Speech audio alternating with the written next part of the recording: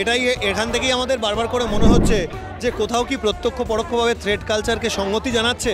অভিজ্ঞকে তার নামে অলরেডি স্বাস্থ্য মন্ত্রক থেকেই, স্বাস্থ্য ভবন থেকেই ডিপার্টমেন্টাল প্রসিডিংস হয়েছিল, তার ফলে আরও মেডিকেল কাউন্সিলে তাকে ফেরত আনা হচ্ছে।